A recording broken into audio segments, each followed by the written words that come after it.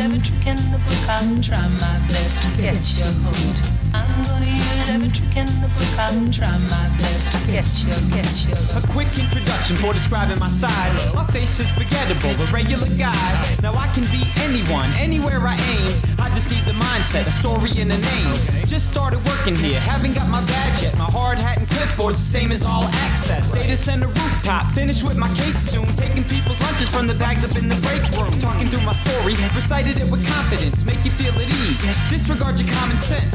Now I'm in, hope you're ready for the consequence. Cause I'm picking locks, slipping off with all your documents. Play the subconsciousness, never regress. Got the technique set, cashing every e-check. Set them up, knock them down. Welcome to the social-engineer.org podcast, number 16. Number 16.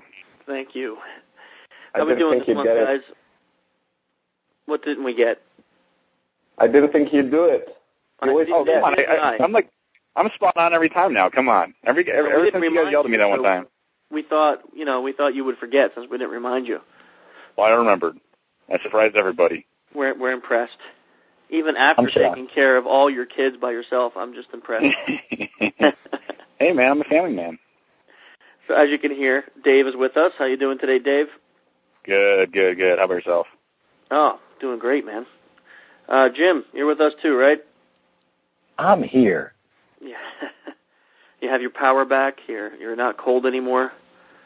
Well, it's still a little bit chilly. It takes a while for the house to warm back up, but yeah, we got power for now.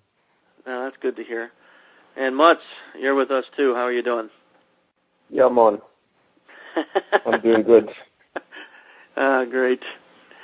So, we got a lot going on this month. Another great podcast planned for us, but let's just see what's going on with you guys. Anything new? Anything interesting you want to talk about? I passed the CDP. We gave him a passing, Mutz? We gave him a passing? No, we're just teasing him. He actually failed, and we're just playing with him. I thought so. I thought when we discussed it as a board that he had failed. He failed. You guys are all funny, real funny. We keep on sending him mails. You passed, you failed. Sorry, you failed, you passed. We're like, Good Mutz sends the you passed. The bad Mutz sends the you failed. That's great. Yeah. So, Dave, I guess you're like the first interviewee for CTP. Tell us, how was it, coming from a student standpoint? How was the course and the cert? It was the most painful and excruciating cert that I've ever been through in my entire life. Yet it was the best cert I've ever been through in my entire life. It gives you a whole lot of respect for the whole thing. Wait, did you do AWE? I did AWE. And you think CTP was harder? No, yes and no. For AWE, the stuff that you're doing is definitely hard and tough, but, you have someone there that can answer questions and help you out as you're going through it, whereas when you're going through and taking the CDP exam, you're just basically racking your brain off of trying everything that you possibly can that you know of, and none of it works. Oh, so you're talking the exams. Okay, so yeah. You were comparing the exams, yeah. So the exam is 48 hours. Do you mind telling us how long you took out of the 48? 46, with 2 hours of sleep. You slept for 2 hours in 2 days? Yeah, it was really bad. I had 5. You should have seen my basement. I basically turned my basement into the CDP exam center, and there's pizza boxes everywhere. Slain Arnold Palmers and 5-hour energy drinks, and it was just it was not a pretty sight. I hadn't showered in 2 days. I was all sweaty, and it was just bad all around. Oh man. You see, he slept for 2 hours. You see why we should fail him? That's why he didn't pass. Most guys who pass, they don't take that much time off. That's like a vacation. Yeah. Really? Well, the funny story is there's you get a PDF guide beforehand, and in the PDF guide it has in big bold letters, make sure you do this, or else the certain thing won't work. And of course I skimmed through that and didn't read it, so I spent an additional 9 hours doing something that was already written in the book saying don't do it. So. Yeah. Dave, I can't have sympathy for you. I know. I don't put it in bold letters. It was in bold letters. It's hard to miss. It's like, it's even got a larger font, and I missed it. It took an additional 9 hours. Yep. Oh, man. Yep. Yeah, so prerequisites for CTP, read. Learning to read. Yeah, that might So anybody that's going things. to take CDP or OSCE, make sure that you read. the PDF. You literate. Read it. Yeah, that's recommended. Twice. No, it was great, though. The new advice for students will be don't be a Dave. Don't be a Dave. Don't be a Very Dave. funny. I love it's funny, though, as I'm going through the test, I just kept, I'm doing some shellcode stuff, and I just picture Mutt unplugging my monitor all the way from wherever he's at somehow. Oh, that was a great story. I tell you, Yeah. For anyone who hasn't heard that, we have our live training down in D.C., and Dave came to our last CTP class that we held last year in D.C., and the greatest part, he's at what was N&M, right? It was N&M, yep. Yeah, N&M, and he's analyzing the shellcode, and he has two consoles up on the screen, and he's comparing shellcode next to each other, line by line, with his fingers on the actual monitor. His face is about 2 inches away from the screen, staring, just trying to make sure each byte is right. And Mutt comes and unplugs the monitor from the back of the computer. And Dave, without releasing his fingers from the screen, no! And then Mutt, plugs it in, unplugs it, plugs it in, unplugs it. Oh. I tell you, all those years that you tortured me, that moment alone allows me to sleep at night. I love it. Yeah, well, just so you know, I mean, you got to be coming close to a major speaking engagement somewhere. I'm not sure where it's going to be at, but I have literally people from all over the world email me with different ideas. I'm not joking. You just missed a major speaking engagement. I just gave a huge speech in ISSA in Alabama. Okay, I'm going to go to Alabama to prank you. I mean, it's got to be something I'm going to be at. I'll tell you. Let me tell you about this, though, guys. That was a really good idea, Dave, to start doing those. I tell you, this ISSA chapter in Alabama is held in this massive organization, SAIC, down there. And, they contacted us about a year and a half ago. And they were like, hey, you want to come to Alabama and do some training? And we're like, heck no. We go to D.C., and, we just never thought about it, whatever. And then we started putting the feelers out there to do some speaking engagements at different organizations. And these guys heard, and they said, hey, we run the ISSA chapter. Come down and give a speech for us. So we made the plans. I went down. We had this great speech entitled How to Hack Companies and Make Millions. A really, really I'm sorry, great. Chris. I really am sorry. Oh, that the best part about that speech. Well, okay, actually, let me back up a second. The name alone is hilarious, but my trip down there made the name even more hilarious to tell the audience when we got up there. I'm flying from my area in Pennsylvania to Alabama, and I have to make one stop in D.C. I get to D.C., and the plane is broken. So they're fixing it every half an hour. They're saying we need 30 more minutes to fix it. After 3 hours of delays, they cancel the flight. Just cancel it and say, sorry, guys, and the people at the desk just leave. They go. There I am in D.C. airport, what the heck? So my guys? prank did work. Yeah. Nice. Great, so you broke the plane. You hear that, FAA? His name is Dave Kennedy. So I go to the counter, and the lady comes over, and they're like, help me get another flight. They, of course, United, which was horrible, had no flight, so they sent me over to U.S. Air. And I couldn't go directly to Alabama. I had to go to North Carolina and wait there and then go to Alabama. So I finally get to Alabama at 11:30 p.m., and I'm waiting by the baggage carrier. My bags don't come. Now, granted, this is the night before the speech, so the next morning I have to get up and go and give a speech at ISSA after spending all day in these airports. And I get to the baggage counter people, and I'm like, hey, my bag never came. They do all the checks on the computer, and the bag is somewhere else. It's like in some other city. It got lost. And I'm like, this is highly unacceptable. What am I supposed to do now for clothing and, my toothbrush and everything? And so they're like, well, we'll bring it. So phase two, my prank did work. Okay, keep going. Phase 2 of your prank worked big time. If this is phase 3, then you really pulled it off, because this was crazy. I get my rental car. I drive to the hotel, and I get checked in, and there's this young girl behind the counter. I mean, I don't know, she's working the midnight shift, and I'm like, hey, late check-in, sorry, can I get my room? She gives me the key. I go upstairs, get into the room, flip the light on, and all of a sudden I hear screams of terror. I turn around, and there's a woman sleeping in my bed. And she thinks, I'm like 6'3", I'm in this dark leather jacket. She probably thinks I'm some kind of rapist. And she starts screaming her head off and scares me to death, so I start screaming, And we're both like, I'm like, calm down, I'm not supposed to be here. She's like, I know. And I'm like, no, this is a mistake. The front desk messed up. I'm leaving. And I run out of the room. I go downstairs, and I'm like, holy crap, you don't understand what you just did. Like, this woman's sleeping in the bed, and the woman at the desk was like, I have no clue what happened. She calls her manager. I guess her manager had done some room switches and didn't put them in the computer. Oh, no. So you really can't make this stuff up. She gives me another room key. I go to my second room, and fortunately, the person that was sleeping in there had the door lock on, so the door only opened like a foot, or a couple inches, and then slammed. And I'm like, oh, are you kidding me? And he's like, someone's sleeping in here. And I'm like, oh, my gosh. So I go down and I said to the girl, listen, you're going to give me another room, and you're going to go check it first, because I'm not going to the room, without you checking it first, because if someone's sleeping in there, I'm not walking in on them. So that checked out okay. But just a ridiculous story, to get down to Alabama, which ended up being a very nice speech, very successful. They sold out the room. We had like over 100 people in this room. Chris, it only happens to you, buddy. Oh man, it's ridiculous. So I open the speech up, with the president of the ISA announces me, and he reads the name, How to Hack Companies and Make Millions, and everyone gets a chuckle. And then I start telling them this story, and people are just dying laughing. They can't believe like this is reality, but it is, unfortunately, OffSec reality. That will teach you to travel in dark jackets.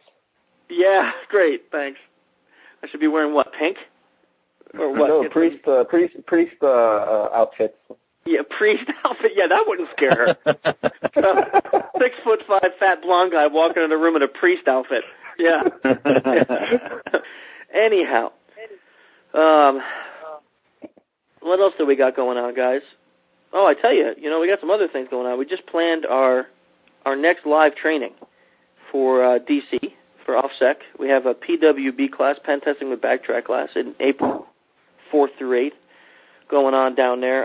It was really cool. Mateo and I just went to Brazil, and Maddie sent us down there into the center of Brasilia. Real nice. Thanks a lot. You're welcome anytime. Yeah. I got some crazy stories about that, Hey, Brazil is great. I love working with Mateo and Boschko. That was a great team. But, I get sick. I must have ate something bad, and the oh, man. government facility that we were training at took me to an Army base hospital. And and I don't speak the language, So I get to this hospital, and the first thing, all the women in Brazil are beautiful. So this really hot doctor comes in, and she knows a little bit of English, and she's like, come with me. And I go into this room that I swear looks like a laboratory from some horror flick. I mean, there's all these old rusty tables with like saws on them, and it looks bad, like I'm gonna die. And I get into this room, and there's this old metal chair with 2 places for your arms, and I sit down, and my arms naturally go there, and she starts strapping me down. What? And I'm going, I'm like, no comprende. And I'm like, I don't even know Portuguese. Whatever the hell it makes you say Portuguese. I'm like, what's happening? I need English. I need someone who speaks English. Please help me. I'm like, please help me. And this huge black guy comes in. I'm not kidding. This is no joke. You can ask Mateo. So phase 4 worked. Okay, shut up. He pulls out these 4 huge syringes. And I'm like, oh, dear God. I'm like, please stop. I said, I need my arms to be free. I said, please, someone talk to me in English. And they can see, like, I'm panicking. So they go and they get this other woman who's also pretty, and she comes in, and now I'm nervous because there's these 2 pretty women looking at me looking like I'm a little baby. And I'm like, listen, I just have a cold or a flu. In America, they just give me pills. I take the pills, I'm fine. She goes, no, we give you shots. We give you needles, and you'll feel better in an hour. And I'm like, no, I'm not even sick anymore. I said, I'm fine. Let me go, please. Please let me go. And in the meantime, like, the big black guy's like he's tapping my wrist. He's like looking for a vein. And I'm like, no, please stop. please stop. He can't understand a word I'm saying, so he's kind of just smiling like, yes, quick. And I'm like, no, quick. So finally, this woman says to him something in Portuguese, which is probably like, like stand down for a second. And she unstraps one of my arms, which then I unstrap my other arm, and I quickly stand up, and I'm like, I'll just take some pills, or, I'll go to a pharmacy or something.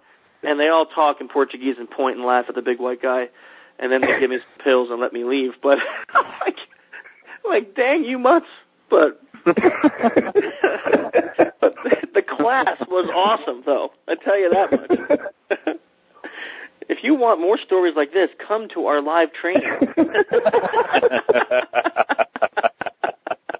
Because it seems like every live training we have at least one story like this. At least. Yeah. Yeah, that's true. Usually involving true. You. Yeah, always involving me somehow. Although, I don't know, Mateo has some interesting ones too. But we got one coming up in April.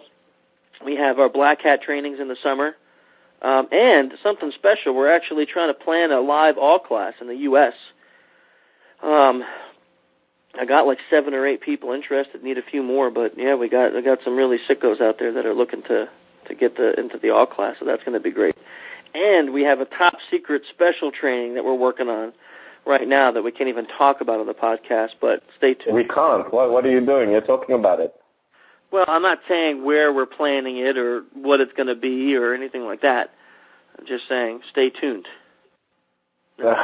Teaser. Yes, I am, but listen, I don't want to promise it and then it doesn't work out. We're still working out the details, what did I say? I didn't say it. No. So, that's going good. The thing that's not going is going good. Oh, it's going, and it's going good too. See what else we got going on. The book, the SE book, coming out. That's January. on sale, isn't it? It is. It's for sale on Amazon. Elwood tweeted the book URL like 2 or 3 weeks ago, and the pre-sales went through the roof. Like, wow. The book went up to number 10 bestseller in the hacking category for 2 days. Wow. Yeah, I couldn't believe it. It was ridiculous because of Elwood's tweet. So Amazon is like, calling and they want to do some special promotional stuff, and we're going to write some articles for their websites and things like that. So that's really exciting. Wow. But that's coming out. And I happen to get a box of the books from my publisher, before they're released to the public. I get a box. So Elwood comes up with this great idea to run this little contest. What was it, Elwood? You tell it. You tell the story good. Well, no, I screwed it up when I first recommended it to you. And I told you, hey, that's true. Why don't you tweet? Everyone who retweets this gets a free copy of the book. Yeah. And I say, what kind of a moron are you? I'm going to have like 3,000 retweets. I'm going to be spending every dime I make just buying books, giving people free books. Phase 5 works. Yeah, that's Phase 5. That's great, Dave. Oh, man. Well, the end result was that we made a contest that I tweeted a picture of the book, an actual physical photo, and the URL. And I said, if you retweet this, you go into a poll or like a pool, and then we're going to pick a name out and the winner. So we're going to announce that winner tomorrow morning, and then get that book out to him or her before it comes out in the public. So that's really cool. But it's nice to see all the interest in that. We'll be talking more about the book later. We've got the GHDB, which is now ongoing and doing quite well. Worth mentioning. We did not talk about that last podcast, man. I see. But we got to say that. Like the Google hacking database is now on exploit-db.com. That's phenomenal. We had a conversation with Johnny about reviving the community, and we took a dump of the database, re-implemented it in the exploit-db. Actually scraped all the exploit-db for interesting Google Docs, which lots of them have. Put that into the database. So essentially, the database is like grown by over 2,000 entries. Lots of cool stuff. It's searchable now, so you can actually search for specific dorks with specific strings in them. It's really cool. It's really cool. And you have something else on there. Where you can actually search the exploits based on the Google Dork. No, I don't think we implemented that yet, but that might come in the thought future. I saw that with the description. You type in the Google Dork in quotes, and then it pulls up any exploit that has that in there. No. That wasn't a public release. Oh, sorry, guys. Oops. I can do it. You can.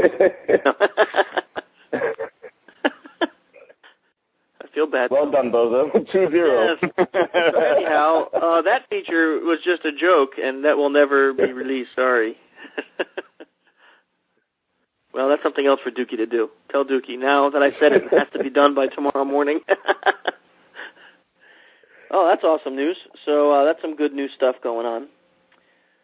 Let's see what else we got before we get into the guest. Oh man, we got two more great topics.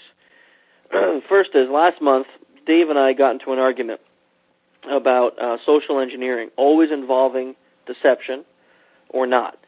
And we decided last minute to kind of throw up a poll page and allow people to come in, and it was a very simplistic poll. There was nothing really detailed. It was, give us your gender, where you live in the world, and what kind of field you work in, and then tell us, yes, social engineering always involves deception, or no, social engineering, there are some forms that do not involve deception. And if you answered no, we asked to tell us what forms you feel don't involve deception. And Dave thought that there are forms that do not involve deception, whereas I felt that social engineering by itself always does involve deception. And the poll was, we had hundreds of people actually come in and fill out the poll, and it ended up that 62%. Wait. I don't know the poll results, and I say Dave is a twat. Awesome. I'll say the results. Awesome. David's a what? He said he doesn't know the results yet, but his opinion is you're a twat. Well, I mean, I'm always a twat. I mean, so what's new? Yeah. Well, just confirmation. It's okay. It's just confirmation. I'm just saying. I mean, there's nothing new there. At least you're honest about it. Yeah. So I agree about the Dave part, but on the other hand, I personally am on the other side. I think that there are forms of SE that do not involve deception. Well, then you're also a twat. If that's what it takes to be right, I'm all right. Yeah, exactly. Well, you're a wrong twat. But anyhow, 62% of the world agrees with Mutz and I that social engineering involves deception, whereas 48% think that there are some forms of social engineering. Now, the thing I should say... 62 and 48, that doesn't add up. Yes, it does. What's your twat? Sorry, 38. Okay, Chris, you're a twat too. I'm a twat too. Sorry. Okay, so 38 is better because that means that they're more twats than us. You see? Yeah. Oh, yeah. Definitely. We are statistically 33% stronger, less twats. Yeah. We are definitely on the better side of the fence, Mutz. Now, the thing is, I think that maybe where this was a little unfair, and this was our first poll, so we're going to have to do another one this month and see how we can analyze it more, is that by the root form of social engineering, social engineering being the act of manipulating someone to taking an action that may or may not be in their best interest, that, not, like I know we talk like doctors, radio hosts, those people use aspects of social engineers, but they're not a social engineer by trade. So, like when they said the answer no, we asked them to give us an idea of what they thought social engineering is without deception, and we got some answers. The most interesting one was, "Leave Logan alone. I love him." I don't know what that was, but we had other ones that came in like that was your wife. That was my wife. Thank you, honey. Yeah, we had other ones that really showed I guess that like people were siding with Dave, didn't understand the question maybe, like information gathering. I don't view that as social engineering, but they said that does not involve deception.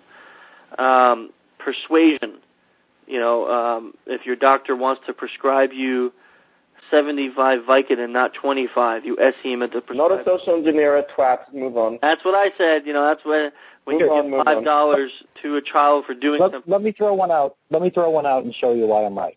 Okay. So the You're wrong, twat. being Move on. The act of the act of having someone take an action that may or may not be in their best interest, right? Okay. All right. So you would be able to social engineer someone using entirely just completely honest and true positive reinforcement. How? Give me an example. That doesn't help me. So I'm social engineering. I'm social engineering you, let's say, to take an action which is, I don't know. To pay me $100. Here's the action. Chris, we want Chris to go out there and start giving talks at various different conferences. So we want him to do that. That may or may not be in his best interest, right? He may wind up in a Brazilian, torture chamber, or he might wind up spreading the word about socialengineer.org. So that's that aspect of it. So how do we do it? Well, we can tell him about what a good public speaker he is, how he relates well to the audience. Yeah, and that's all lies. No. So it's all lies. So you just lied to me. By. Yeah. I don't think they're lies. Jim, you failed. You see, now you're lying again. All deception. You're a big fat failure. Yeah, Jim, those are pretty much lies, though. I mean, I do have to admit that. Ouch. Dave, you got to at least get my back on that one. Come on. And two, Dave, hey? No, you see, Dave can't get your back because by getting your back, that means he actually has to say something nice about me. I know. It's like a conundrum for me. I didn't know what to do, so I just default to what I was most comfortable with, and that was ripping on Logan. So, I mean. Nice. Real nice, guys. What I'll say on that whole thing, though, is, I mean, the whole argument was, do you always require deception? And I still don't think you do. I mean, I think to a certain degree you do, even if you sometimes tie in pieces of the truth and the true reality. I think it always involves some degree of deception, just because of the fact that you're trying to get them to do something that they wouldn't normally do. Well, not necessarily. I mean, if the person is supposed to give you a ticket in any way, and you say, look, she gave me a ticket, without me having to deceive her, well, that wasn't much of a social engineering act. You see what I mean? Well, so the minute you have to deviate someone. Let's just take our topic for today. I love it anchoring. when Lutz goes on a rant, and he's right, and there's nothing you can say, and you're all just yourselves. Chris, I don't know how much you want to keep kissing his behind, but listen. You know what? I'll say it once. I'll say it 1,000 times. You guys can all make fun of me, but every single one of you would cut off one of your limbs to be Mutt's coffee boy. So. Take that. I have the job that all of you want. I mean, I don't know about a limb, but a finger or two maybe, okay? I mean, you see? But still, you would need body parts to have my job. Chris, so leave me alone. You're editing this out, yeah? Wait, did you just say you're Mutt's coffee boy? Body parts. Okay. Well, no, let's just take a scenario of anchoring, okay? Anchoring, you're there, you plant an idea, and then you pull the anchor, right? That doesn't necessarily need to be deception. I mean, you can use social engineering techniques and not deceive. Like just say calling up somebody and you're in a bind and you're an internal employee, but you want levels of access that you necessarily don't have. You don't have to lie to get it. You're not deceiving them in order to get information there. I say that anchoring is already a form of deception. I agree with that. But how? I mean, I'm not deceiving anybody. I'm planting something in their head. You're manipulating someone. Well, you know what? That's manipulating is deception. It's a good lead-in, I think, to talk about today's guest. You know what, though? We have to just do one thing before we get to the guest. I don't know. All I'm saying is I'm right, and everybody else that voted yes on deception's wrong. That's all I'm saying. That's all you're saying, really? Well, that part's definitely getting edited out.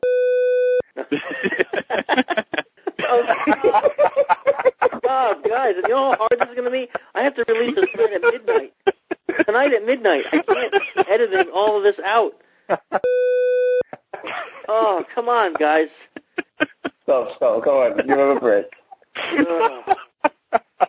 Anyhow, we have a special treat for our listeners. All right, stop again.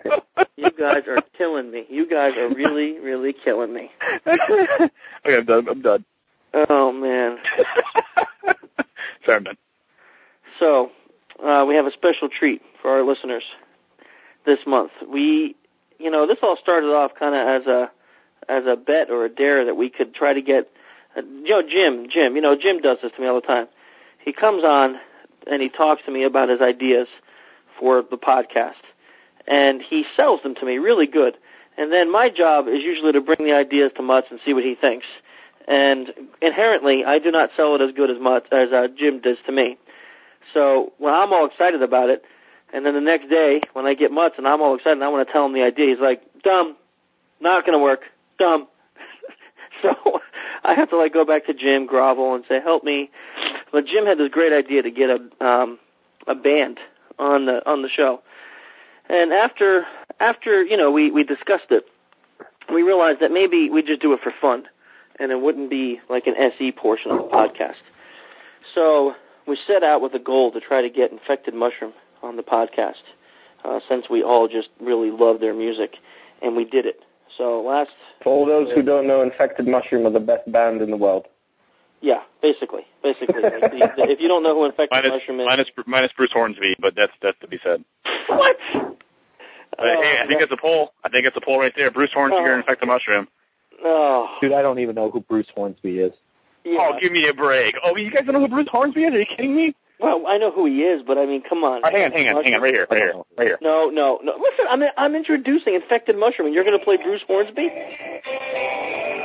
You guys know that song. Come on, don't even give me that. Oh, we're losing listeners right now. Anyhow, right now, real time. we just lost half of our listener base. like 50,000 people just went away. Thank you, Dave. Thanks. Now all we have is the over 60-year-olds. Yeah. Hey, guys, every time. Our demographics are now 65 plus, okay? So listen, this was great. We got a hold of Infected Mushroom. We told them what we do. We invited Dove Dev onto the podcast, and he came on, and we have like a 15-minute clip of the SE org team just kind of hanging and talking with Infected Mushroom about their music. No SE, no nothing. So I'm going to slap that into the podcast here.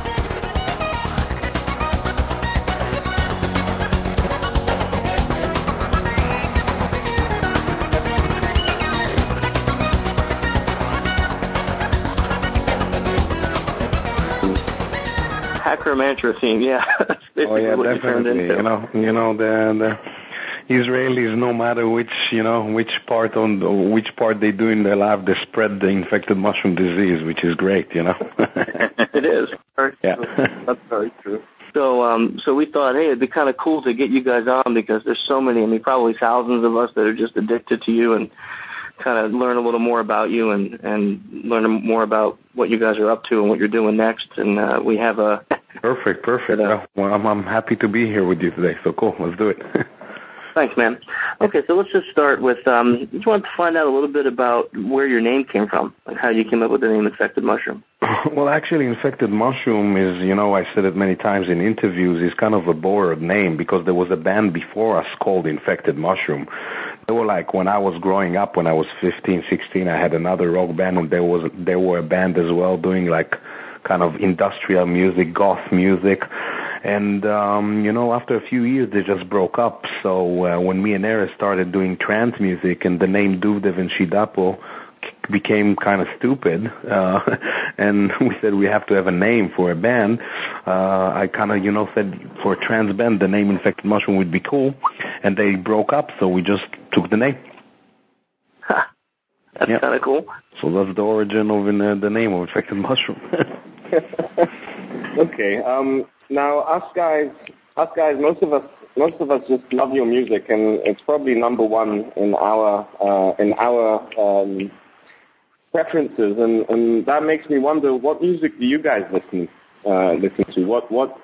Who do you look up to in the music world? What do you like to listen to in your free time? Well, my taste in music varies over the years. I come from heavy metal, so I always listen to heavy metal music since old school to new school.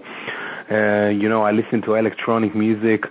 Also, For the last few years I haven't, because I was not that interested, but now there's a few bands out there that I like Pendulum, and a little bit from even the electro kind of sound, like Wolfgang Gardner, Deadmau5, kind of this stuff is a new kind of breed of electronic music that I listen to again.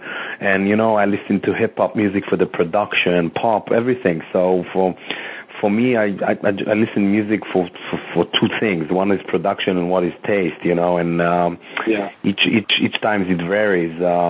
Lately, my favorite band is Muse, so I really like Muse, Pendulum. I don't know, the new Younger Brother maybe. I listen to a lot of stuff actually. You realize I've been writing this all down, and I'm like gonna get. Yeah.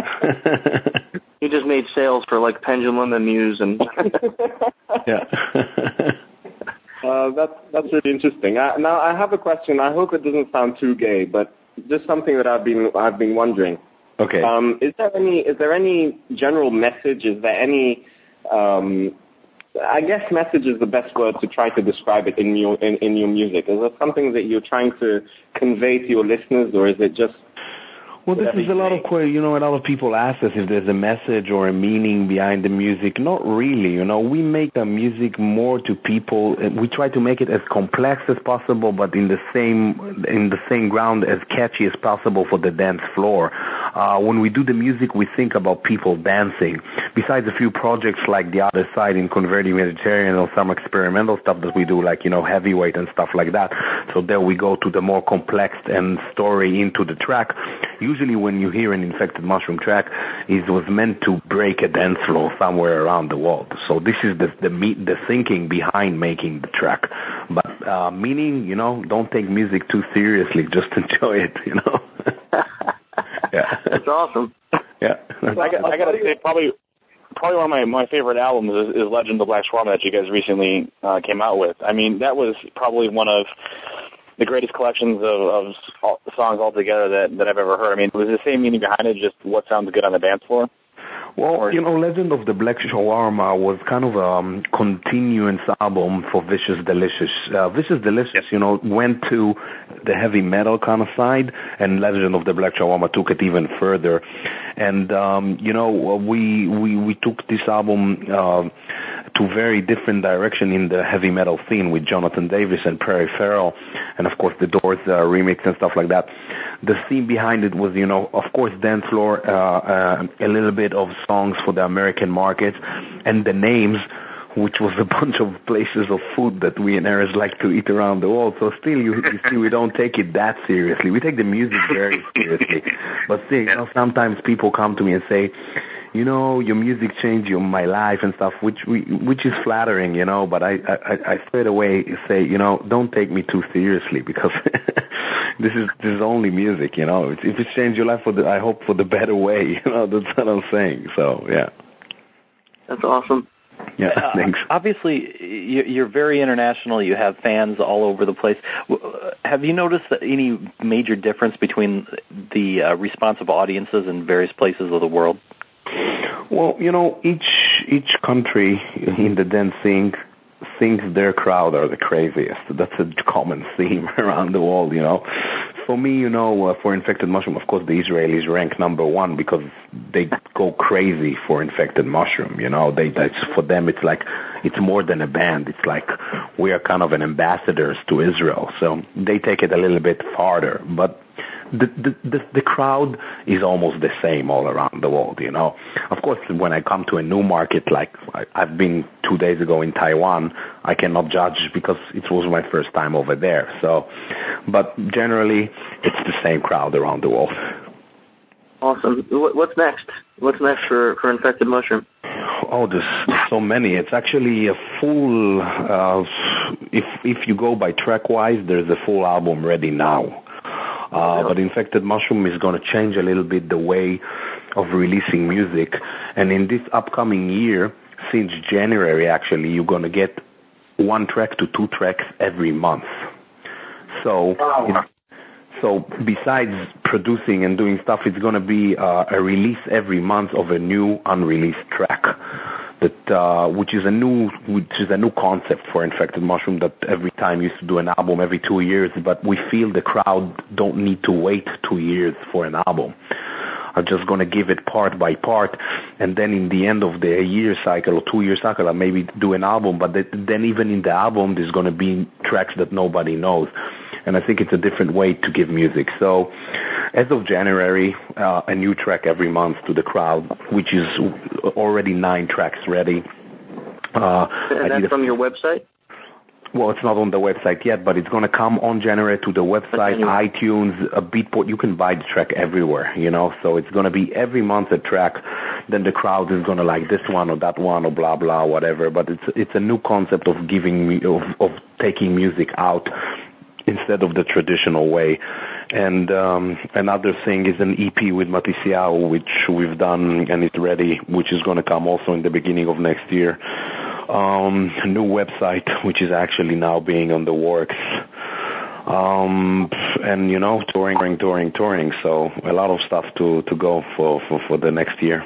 I was just thinking about like your albums as I look through the collection that I have. I mean, it seems like every time you come out with an album, you guys reinvent yourselves completely. There's still Infected Mushroom there, but I mean, you look at something like Converting Vegetarians to even I Am the Supervisor, just the next album out. It was just crazy, the difference in between those two albums. The new stuff that's coming out, will it resemble any of the past stuff, or will it be a whole new reinvention? Well, we try to reinvent ourselves each time, and it's a compliment to hear from people which actually think we do, and we each time think about a different concept to an album. I can tell you the new material that is ready now is a big step away from The Legend of the Black Shawarma, and not by the trance side, and by the electronic side. It's much more electro and electronic than influence from heavy metal, so that you will feel the change straight away from The Legend of the Black Shawarma, because we kind of, after Vicious and The Legend, we kind of felt, that the guitar and the heavy metal thing, it has this thing. Of course, if you hear us live, that's how we sound, because we're a 5-band member on stage. But the new stuff is much more electronic, much more influence from electronic music, and we will try to reinvent ourselves each time. I've just now did the first time an Infected psychedelic psytrance track with dubstep, which is a new thing completely for me. So yeah, we are trying to reinvent ourselves. I hope it will succeed. I tell you, so far, I mean, at least in my opinion, and I think the guys here at least agree, is there's not one album that I don't like. I love all your albums, but they're just so different. So if I'm in a mellow mood, I might pop in like the first CD of Converting Vegetarians. If I'm aggressive, I'll pop in The Gathering. If I just want to bounce around, I'll pop in Vicious Delicious. It's like no matter where you guys are at, you got an album that like. I gotta say, with you guys, the computer kind of programming and stuff, you listen to layers by layers. You used to work by code and stuff like that. So for you, you're really dissecting Infected Mushroom, which is well, definitely. But this is the point. Me and Erez, this is one point of Infected Mushroom that we really like. But not every person would agree with you guys, but I definitely get what you're saying, and this is what we work on, we love it, we love the slice and dice, we love the little bits and pieces. This is part of what we do when we make music, so probably this is why you're infected so well. Yeah, I tell you, we had a big contest at Vegas this year, and we played your music on the contest floor, and people were coming up and they're like, "Man, what the heck is this? I never heard anything like this. It's crazy music." And we would tell them Infected Mushroom, and they'd be like running out, going to iTunes, but it was like just totally different, at least here in America, than what electronic music usually is. It's kind of boring and monotonous, and you guys are definitely not that. Yeah, we're trying to. Definitely, a lot of people see trance music in different ways. It's such a big genre, so yeah, there's many things out there. I've always said that my opinion of Infected Mushroom is you make music like you really want it to sound like, and not just what comes out of a synthesizer. For you guys, for me, are really amazing. You said that earlier before. When people say that your music changed their life, you shrug a bit. But I don't think you should sell yourself short. I think your music is truly innovative. No. I'm taking my music really, really seriously. I just tell people, it's music. I like Pink Floyd changed my life, but only to a certain point. It's that I take music seriously, but I just say people, don't go too extreme because some people do. I think many people just appreciate the quality of your music. I think that's the main issue here, that it really touches them like probably like no other music in this genre.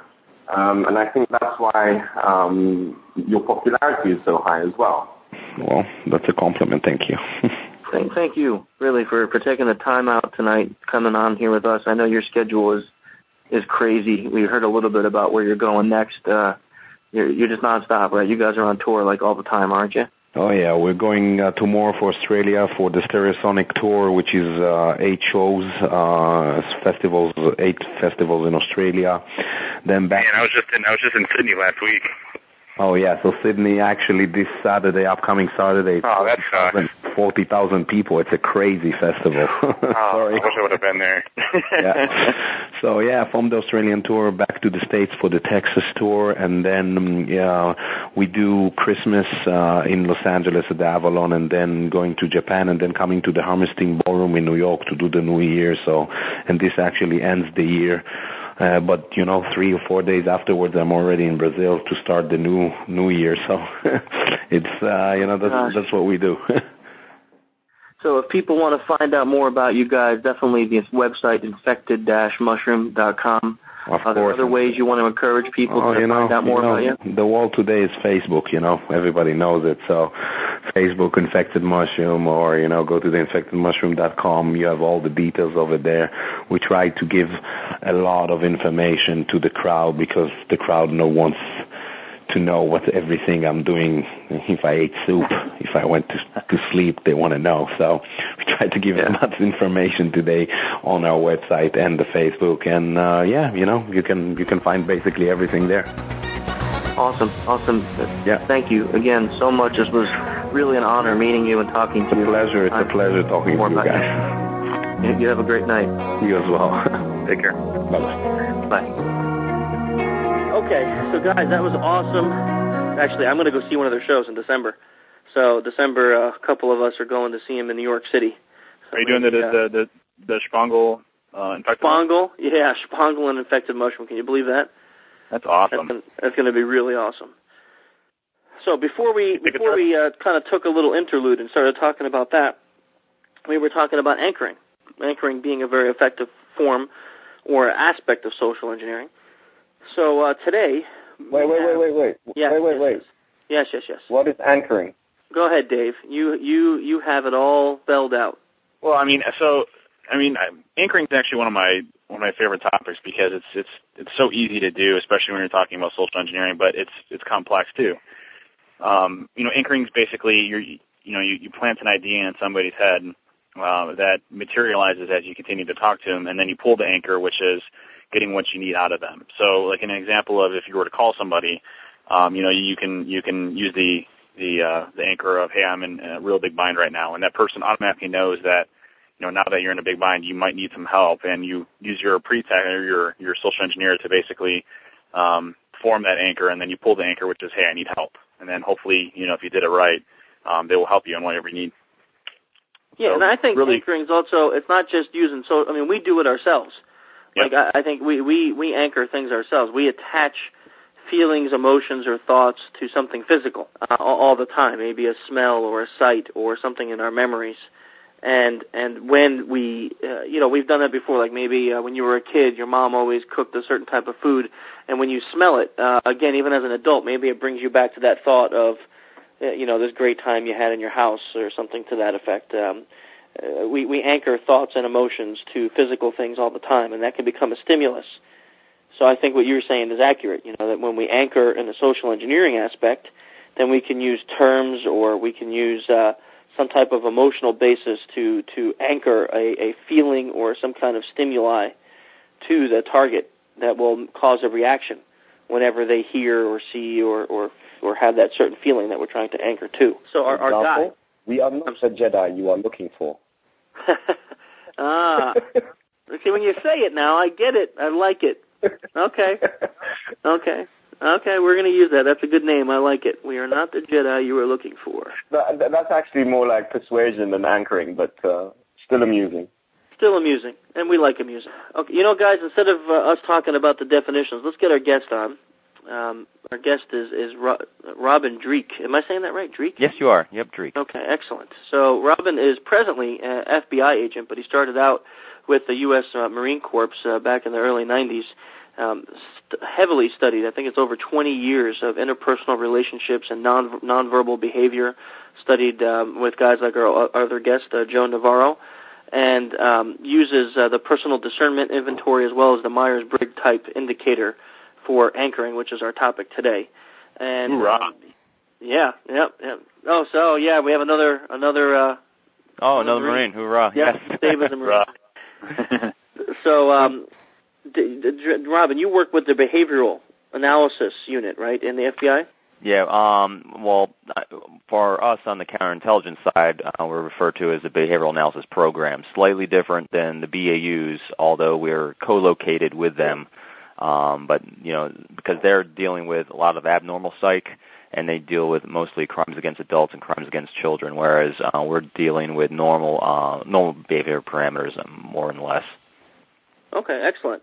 So we got to say the disclaimer though, because we are talking to you, and you are presently you work for the Federal Bureau of Investigation, but it's not necessary that everything we talk about today will reflect the views of the FBI or the government.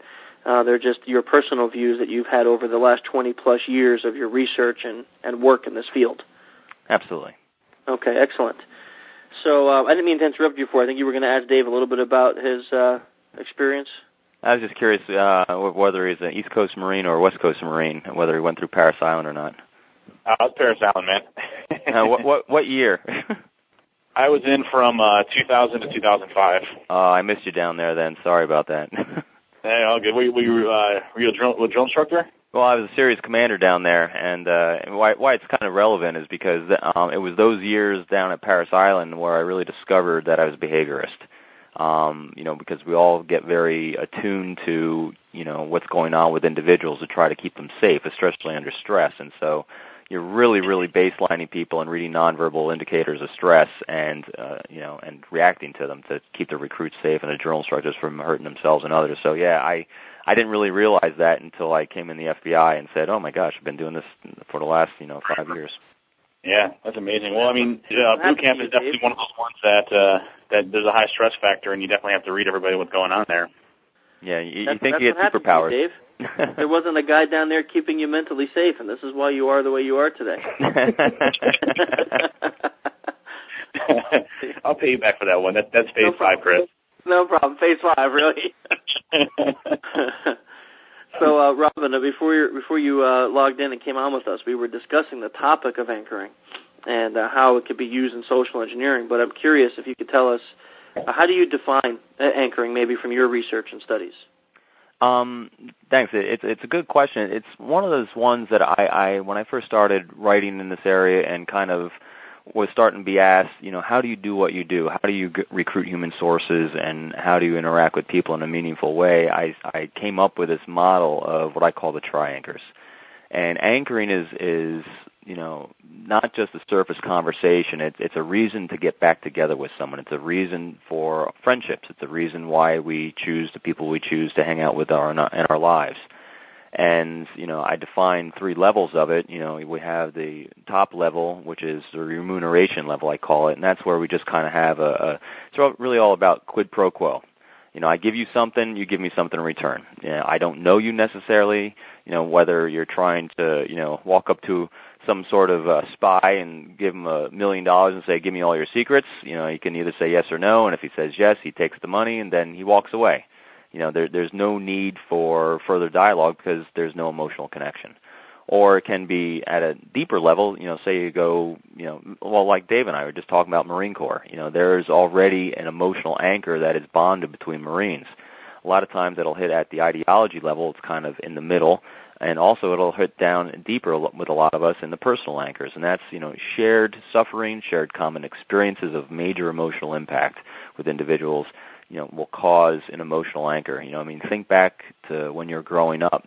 If you have any childhood friends from that time period, you shared a lot of common experiences, and it's those experiences which make you close to that individual regardless of what happens to the rest of your life. Even if this individual came up to you and asked you to do something inappropriate or asked a favor that was inappropriate, if you weren't anchored with that guy, you'd walk away and never see that friendship again. But because you have a deep emotional anchor, you could tell him no, you can tell him, you're a jerk, I'm not going to do it, but you still have the friendship. Go ahead. No, I was going to say that's because that's really interesting now, and that explains a lot about relationships that exist. But now, when we're talking about manipulating people or social engineering, and let's say you and I don't know each other, and you want to social engineer me, so you need to create. How are you going to do that in a very fast manner so that there's this strong emotional anchor between us, but there's not all those years of history? Right. The way you do that is you can hit on a number of topics. My favorite things to hit on, at least within the first 5 or 10 minutes, I'll always ask the how, when, and why about however I open. Just a great example that I've been really successful. It's actually I'm at 100% so far on an opener that I've been using a lot, and that is. And here's the other thing too. You use that word manipulation. I hate that word. I'm all about influence. It's how, influence is nice because we do it with people all the time. Manipulation really gets to the dark art side, and which this stuff can be used for. And I like influence a lot better. It makes me sleep a little bit better at night, anyway. It is definitely more friendly of a word. I do agree with that. Yeah. Exploitation. Yes. But here's a great example.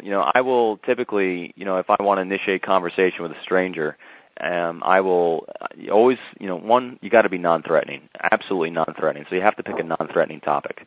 And and it's got to be realistic. It's got to be something that you can resonate in yourself and have a lot of sincerity and genuineness about. And for an example, recently I got a daughter who's, getting around the dating age, and so I will not walk up to say I'm sitting at a bar or standing with someone in line. I'll use props. I'll pretend to look at my cell phone, like I just got a traumatic email or something. I'll look to the guy next to me or a woman or wherever I'm at and say, hey, I'm so sorry. Do you mind if I ask your opinion on something? And whenever you're asking an opinion for someone, you're doing one-downsmanship. You're putting yourself, you're suspending your ego, and you're open to their thoughts and ideas because everyone thinks they're an expert in everything. And I'll say, my daughter's of a dating age right now. What do you think is an appropriate age for kids to start dating at? And I have not had someone not respond to that, and whether they have kids themselves and can relate and have an experience with it, whether they will reflect back to when they were dating at that age and the conversations they had with their parents, everyone 45. has an opinion on that. Yeah, 45. I had that answer yesterday. And I have a daughter also, so I was thinking 45 should at least be the beginning stages where you start talking about dating. Absolutely. I was at the airport yesterday, and we're speaking with a lady sitting at the bar with us, and I did the same thing, opened with that, and she said her answer was 45 as well, and she's a physician, and she's on her way to Vail, Colorado, but it's amazing. And just right there, see, you got two guys just chimed in on the dating age, and I didn't even ask you. I mean, that's what I'm saying. The guards go down with that question, talking about getting a lot of people engaged in a conversation. You go around the room with that. And when we're talking about a level of anchoring, that's right around the middle because we're talking about kids, we're talking about family. I'm going to validate your answers. I'm going to say, I can then thread from there and say, hey, I said, so now do you think that's cultural from where you grew up? So where'd you grow up? And so we'll get into all different kinds of topics of conversation of which you're choosing. That's good interesting. Stuff. Yeah, because that's the next important thing is to look at the fact that you always have to go with the content that they're choosing and thread from that. So you're saying maybe the first stage is to come up with a question that's non-threatening and realistic. Yes, that you can resonate with, and and if you're not going to use anything where you're talking about kids or anything, although I got to tell you, kids are fantastic to talk about, when building a good initial anchor with someone. But whatever it is, here's what you don't ask about or don't make the opener about. Don't make it about them in the way of personal information. Don't comment on clothing. Don't comment on how good they look. Don't do anything like that because, again, shields will go up. And don't start talking about yourself because no one cares. And the greatest thing I love teaching about, when I get to speak in front of anyone is say, listen, I could give you a bio, but really, no one cares. You're all here for yourselves, and that's fine, and that's where we'll start from. But if you can use a third-party reference of anything, that's what I like to talk about. So if you're at a bar, got a ball game on, you can make a comment about that. There's something strange on the wall, a piece of art. Any props are great. A lot of people, they go to a bar, they put their cell phones or their BlackBerries or something on the countertop, and I'll make a comment about that. I say, hey, how do you like that Droid, or how do you like that iPhone? Again, I'm eliciting an opinion. It's something that has meaning to them, and it's not about them. Yeah, that's very interesting. Because it gets the initial conversation started, and it gets the shields down. So do you think it's necessary, like in a social engineering engagement, let's say let's make a realistic goal in a social engineering engagement. Let's say I'm going to collect as much information about the company as possible. Like, I want to find out what third-party vendors they use, so that way that might be a vector I can use to get into the company in an audit. Sure. Should my initial question then be something along that theme, or does it not matter? Can I start off with something about kids and then somehow thread it into that end goal? I like starting on the initial, anything you can talk about to get the shields down that is neutral. You start talking about a company or anything proprietary or business with anyone right off the bat, their shields are going to go up, their guard's going to be up, and they're going to be listening to your words and very conscious about what's coming out. I like to go in very non-threateningly with another topic like that. In my opinion, what's been my experience is that very good social engineering takes a lot of patience. And because not everyone is ready at the same time. I have a nice big bag of tools and techniques, but depending on your personality style, if I got someone that tends to be more guarded and task-oriented and really cognates what's coming out of their mouth before they speak, it's going to take me a little bit longer to get those shields done. I'm going to have to reveal a lot more about myself that I'm ready to reveal to get their shields down, to get them feeling safe, and then before I start throwing any techniques down. But if I got someone who's a lot more direct and they think as they speak and their 5-second delay button, and their mouth isn't engaged and they're very people-oriented and they like making a connection with human beings, I'm going to be able to move a lot quicker. But that's what I got to be able to read. And because the whole thing is get the shields down, watch the nonverbal, so I call it the nonverbal dial, is going to turn towards you. In other words, they're going to show you an open, they're going to come open to you. And once they're open to me, that's when I'll throw down a technique and go for whatever piece of information I'm going for. I was talking to Chris about this topic just today. How much would you say is technique and how much would you say is personality in terms of how how it's divided between the two on a specific job? I think the two are blended together. They're totally intertwined. Being very knowledgeable and being a facilitator of both the Myers-Briggs and the DISC allows me to really see a person's personality style and how they communicate really rapidly. So I'll be able to know whether I'm going to be able to effectively use an oblique reference or I got to use a lot of quid pro quo in my elicitation technique. It's also going to tell me about the amount of time I need to take with this individual and how patient I'm going to need to be. But I think they're definitely intertwined. That was a good question. I like that question.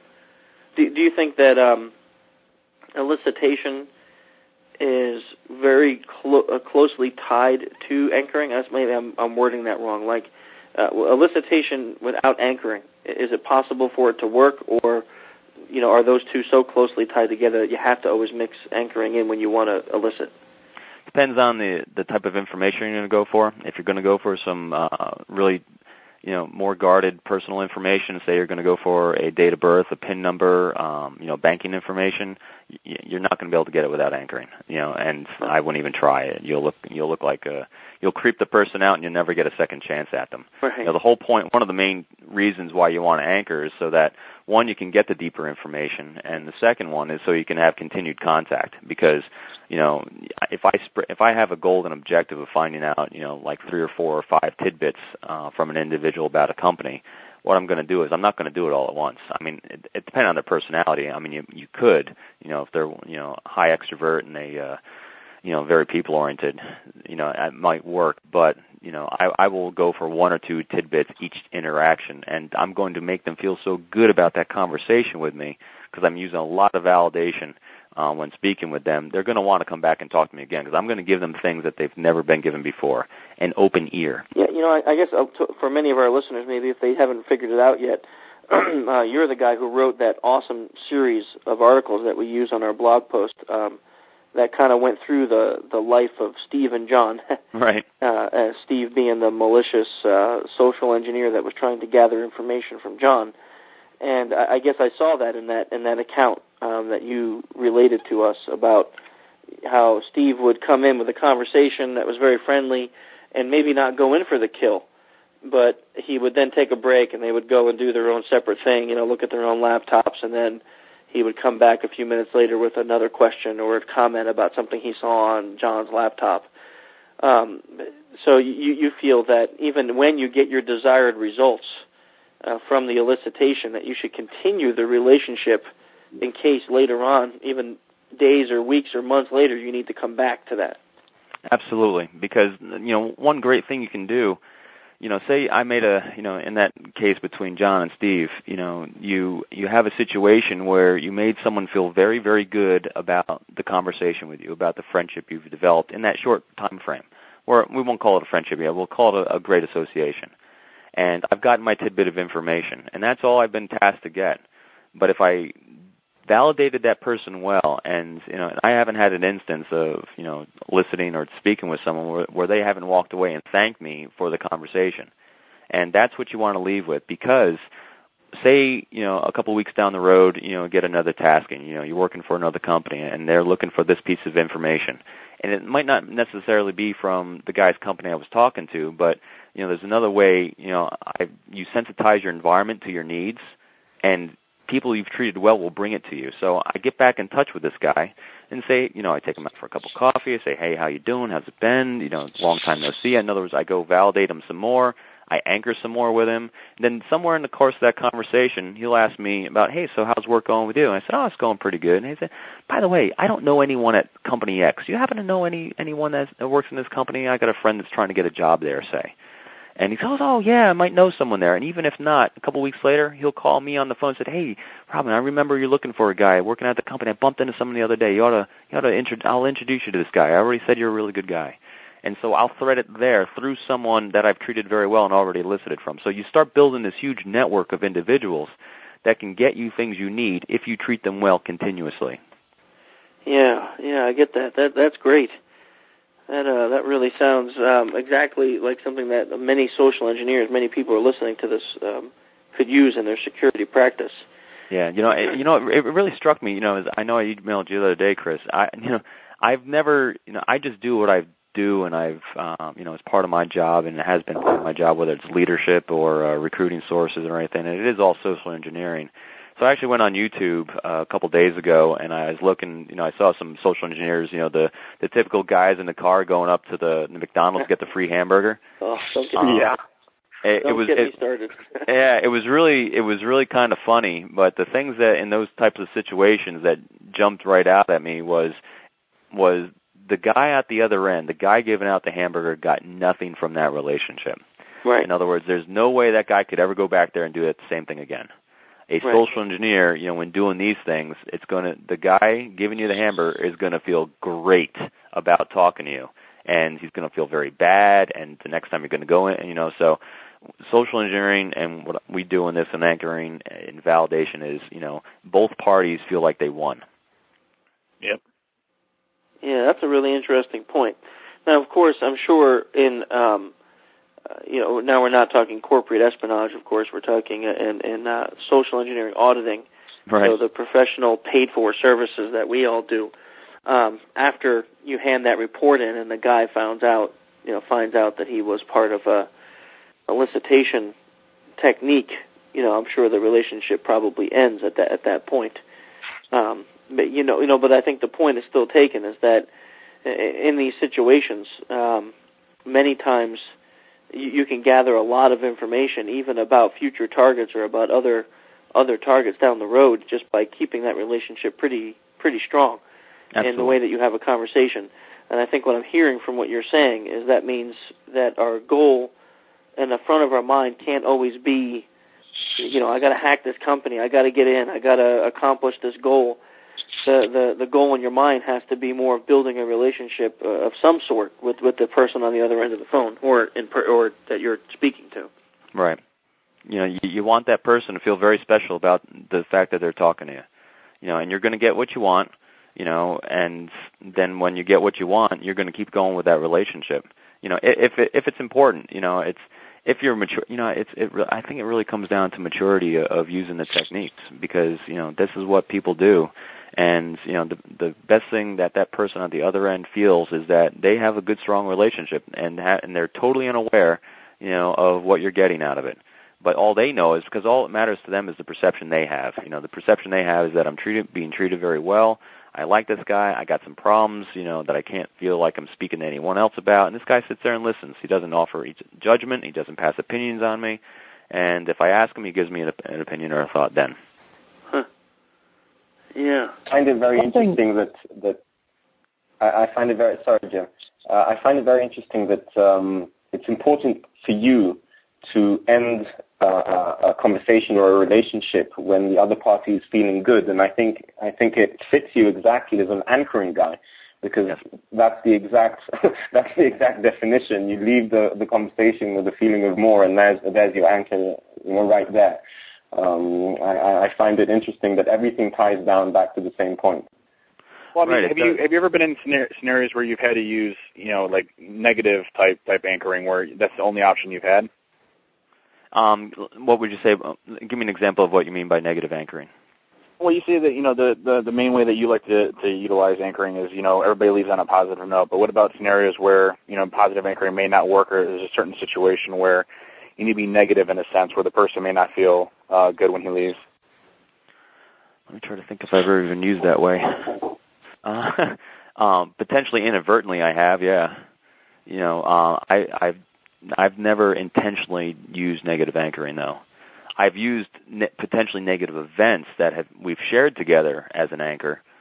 I was in New York during 9/11, and watching bodies hitting all around me, jumping from the towers, and that was an extremely negative event. But the people I shared that event with, I became very anchored with because of that shared experience. But I've never, I work, I'm lucky because my entire life of doing this, I've always been in a position where, I didn't have to use, negativity now, to elicit information. Now, there are definitely times when people, whether, that I'm working with, I need to poke them in the eye, so to speak, just to get them to do something if they're not, behaving in an appropriate manner. But that will be the resort that I'll go to if, I can't get their shields down and open to influence. Because we do this all the time, whether you're at work or not. I'll be in situations where, someone has a particular way of communicating with me or others that I'm working with that is, they're making people feel bad. They're being kind of jerks. And the first thing I'll do is I'll roll in, instead of poking them in the eye, I'll start validating, say, hey, you know what, you're doing a great job here. You got a lot of great, say I'm dealing with, we got a couple of intuitive feelers, so I say your ideas are fantastic. I know it really means a lot to you to have a lot of personalization with the people in the unit. And that's really fantastic. So they're starting to feel good about themselves. Shields are down. I said, but how do you think, that action or that email was perceived? Kind of reverse it a little bit. How did, if I said this to you, how does this sound? And so they come to their own conclusions about things. Oh, yeah, that doesn't sound too good. I said, yeah, I think maybe you're right. What do you think we can do about that? Again, total power in their court, even though I'm leading it where I want it to go. So that's kind of negative. But even your version of negative is still very, very positive. I know. But the problem is, having done all these things and been in all kinds of leadership positions and everything, I have found I have never been successful using, negative anchoring. So how about something like fear? Maybe not fear like fear of your life, but fear of if you don't do this, your boss is like, I'm the atypical. I hate to use atypical. I was trying to think of something less typical. But, okay, you're right. I do have an example. Fear of getting fired or fear of upsetting your manager or something to that effect. All right. You're right, and I do have a couple examples of that, but again, it's with a positive spin. I've been in some situations where I will, inflate or exaggerate a possibility of negative reciprocity, against someone, but not that it's coming from me, but that it's coming at them, and here's how we can work together to overcome that. There's been situations where, I've been working to try to get someone, to work with me, and, we knew of a potential medical condition with a family member, and, you don't want to utilize things like that, but, if you can kind of allude to the fact, that, hey, doing something or providing some help and assistance, it might be able to help you in this one situation. So you can kind of focus on that negative to help lead them down the course that you want them to take, but never that it's coming from me. But I'm just here. I'm the guy that's going to save you, kind of thing. Yeah, well, that's still very not negative in my. But I'm using negative instances. Well, I have a little bit of a question. How did you make it to the Marines?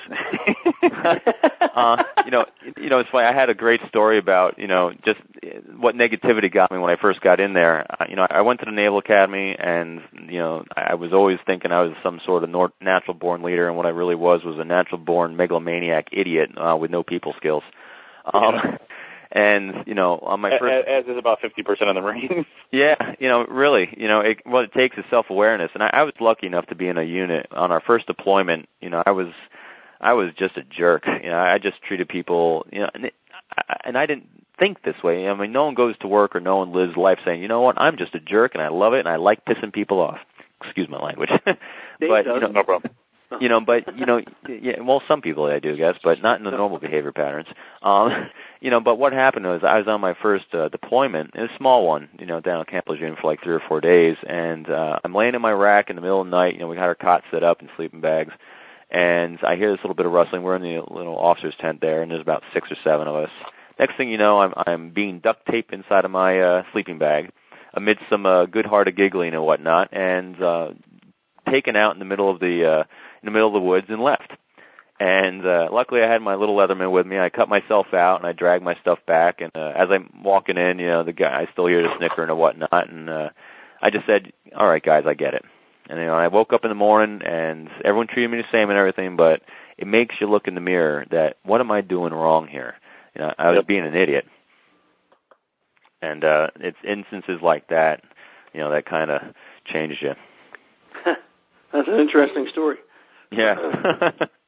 Well, I don't think a lot of people, even when incidents like that happen, are subject to change. So, it's good to hear that life experiences can change you in that manner. So you used anchoring on yourself almost. Yeah, and that's just one of millions. Some of us, everyone has the capacity to do all these things, and we all, the greatest thing I do when I teach this stuff is, there's nothing new here. When I'm teaching, the best recruitment story I have in the world is the recruitment of my wife. How I spotted her, assessed her, developed her, and I recruited her. And so I, inevitably I always ask, who in the audience is either married or dating someone? Their hands go up. I said, great. You're a social engineer. Because that's what you're doing. You're influencing people or manipulating them. You're lying to them about, the fact that you like the same stuff they do. And ultimately you're getting them to take action that you want. You're going to ask. I got to ask you a real serious question here. Do you think that all social engineering in general requires deception? There's another one of those words I don't like manipulation. I believe that everyone, whether you're social engineer or not, to be effective, at some point has to be exaggerating. Thank you. Yeah, so I do not lie, I exaggerate. Professional FBI behavioral analysis guy agrees with Mutz and I, Dave. You're wrong, we're right. Ha. Robin, another question. No, he didn't say deception. That's all I'm saying. I was in the middle of the question. Okay. How do you find that your field ties in with NLP? Do you find that it's a field that you cross paths with a lot? Is it something that you've studied as part of your career?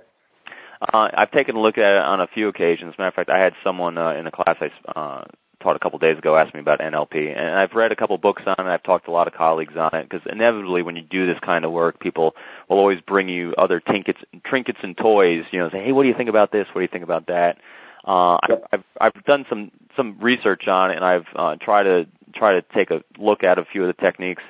I think there's some value in a few of those, a few of the sentence structuring, basically, whether it's in written or spoken form, that go along with it. But I think with anything, if you focus on one and only one tool, you're going to be really missing the whole picture of a lot of things. When I go out and speak about nonverbal, decoding nonverbal behavior, I really, that just looking at nonverbals alone is not going to give you everything you want to get out of something. If you're going to look at NLP alone, you're going to be really missing the ability to interact a lot more effectively if you bring in a lot of tools. But some of probably my two favorite things in there are using the and statements instead of buts, and then getting someone on the yes bandwagon. I think that can be effective. I think it becomes very obvious though if you do it a little too often and frequently. I think those are very good potentially, with like the used car dealers when you're really just going for a quick quid pro quo. I don't think you can really anchor necessarily effectively using NLP, because when someone walks away from that conversation, they can kind of reflect on it and say, hey, what did I get out of that? And I think part of the power, like we have a guy who, a friend of ours, his name is the nurse, he as a nickname, he's big into NLP, and one of the things that he does that I see it in action, I see it work, is he's much like you. He's a very, very positive person, and the way that he talks to everybody is he makes you feel very good about yourself and your opinions, even if he disagrees. Right. He makes you feel very good about it. And when you're done talking to him, you always feel happy. You always feel a little bit better. Like better off that I just talked to Brad, so. Well, and I'm saying that's really perfect, because what you're describing is he's just not using NLP. He's actually using effective characters of an elicitor. He's actually playing ego suspension. He's doing one-downsmanship, and he's validating the other individual, and that's what's gift-giving. It's all, reciprocal altruism. So he's not just using just NLP. He's actually introducing a lot of other techniques in there. Yes. Yeah. He's big into, like, the parts of NLP that he uses very effectively are his voice control. Yes. Like the tempo, the pace, the pitch, the sound of his voice is very powerful. We had the standing joke that we won't allow him to speak to any of our wives because he has this kind of voice, that like you can listen to him talk for hours, and after you look at your clock, you're like, whoa, we've been really talking for the last hour. Like that flew by like it was 5 minutes. And again, that goes to character of elicitor is be non-threatening. Voice plays a huge part in being non-threatening. Yeah, okay. So I have a question on that, because we're talking about anchoring and things like my natural voice tends to I believe be threatening, in the sense like even when I'm trying my hardest to just walk up to people and be friendly. How do you fix that? How do you get to the point of where you can actually control it so it comes off non-threatening? Well, I can only speak for myself. I tend to be a quick talker as well, and I can really go extremely rapid. I got a couple things going against me. I am very direct. I'm from New York, and I got about a million things in my head, and I'm an intuitive thinker on the Myers-Briggs temperament, so I extrovert my thinking function a lot, so I can say a lot all at once. But what I generally do, one, it's practice, obviously. The more you speak in front of people, you're looking for the effect, and if it's right, you're looking at the crowd, great, so I can keep going with it. But if I have a particular point I want to make, or if I'm trying to, if there's a particular instance where I do need to really emphasize my non-threatening nature, then I just slow down and I lower the tenor, and I'll just be very slow and cautious and casual with my words. Because, to mask our natural tendencies in our voice and our body and our nonverbals, to mask them and adjust them for a period of time gets extremely exhausting. And the second that you put that guard down, whether it's, a week later or 2 weeks later, the people that you've been interacting with are going to kind of see you as a bit of a fraud, potentially, and again, that's going to have a diminishing effect.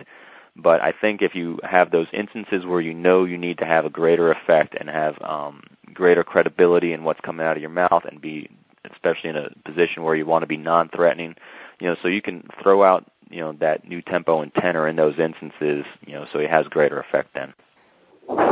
Yeah, well, you and I sound very similar. Then I'm from New York. Right.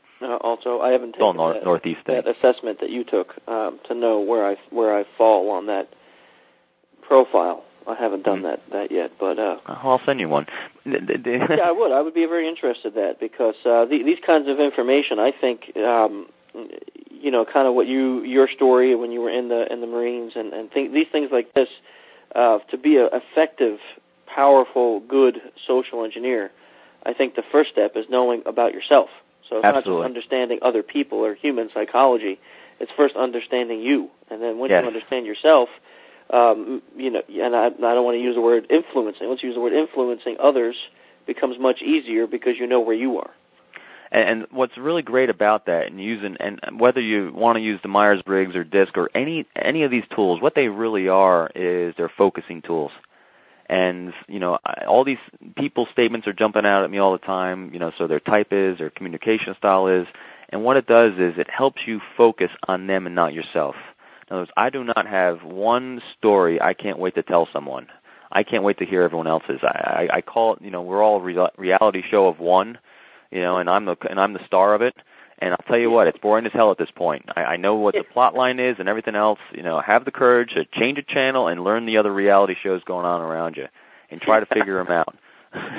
That's a good analogy, at least in this country. Speaking of that, one of the things that I've heard you mention a few times as far as when initially talking to someone and how you said that some people are more resistant to that interaction than others, and you wind up having to share more about yourself to get them to that point. When you go and share information about yourself, how honest are you being with that? Do you really draw from your true personal life, or are you making things up to go along with the situation that you think may be beneficial for the interaction? Great question, because I've done it a lot. I've done a lot of undercover work, and people are always afraid to divulge, true information. I always will divulge true information. I may exaggerate things. I might cut things out, but it's because, especially again, when we're talking about anchoring, we want to continue a relationship. If you're ever caught in a lie about who you are, or a part of your history or a part of things you talked about, you can kiss that relationship goodbye. And not just that relationship, but the reputation that, if you're trying to spin, if you've got a large network of people. But what I'll do is this, especially, I use my family in a lot of things I do. I might change and exaggerate some ages. I'm lucky I have a son and a daughter, and so I can resonate, more with one person, not with another. I was working with one gentleman a number of years ago in New York, and he was very, very close to his daughter, and so I overemphasized a relationship with my daughter that I was trying to have, and I was asking his mentorship, his advice and guidance on how do I get my daughter to turn out, as good as yours. You're such a great father. In other words, I was validating him, his choices, his fatherhood. I don't even know if he ever knew I had a son. He never asked. So that's what you do. You exaggerate or emphasize certain aspects, and I just slice others out if needs be. Yeah, that's interesting. Yeah, I think we've all done that. It doesn't manipulate. Say again? Well, it's whether the word you like or not, it's a form of influence. We've done this, talked about this and done this in audits too. You go in and you're trying to get good with the secretary, and you're talking to her, and she has a picture of her kids there. Sure. Whether you have kids or not, just building that rapport could be as simple as, wow, your daughter looks 3 or 4 there. I have a 5-year-old at home. Great age, isn't it? Something that simple. And whether, here's where your flexibility comes in, and things that you have ready scripted for you. Say you don't have kids. I get that all the time. What if I don't have kids? I said, do you ever know kids? Do your friends have kids? Do you have nieces? Do you have nephews? Do you have, do you have coworkers that have kids? Get stories of other kids then, and you don't have to lie about it. Just say, listen, I just heard this great story about my friend. His son does this. I coach my kids' baseball team, so I can talk about coaching, so if you need, if someone needs some good anchoring, material like that, get it. That's the best thing to do is, don't lie about it, because I'll tell you what, if you don't have kids, you can't lie about having them. It just comes through, because you got to live the nightmare to understand it. So but I'd love to hear Maddie talking that way. Oh yeah, I love my kids. Maddie has no kids. He can't stand kids. He just reaffirmed my suspicions. You have to live the nightmare. Thank you very much. That's not nightmare. It's a beautiful nightmare. Yeah. Go ahead. Oh man, how can you argue with Captain? We're going to rename you to Captain Positivity. Yeah. Behavioral analysis announces relationship with kids as nightmare. Do I need anything else?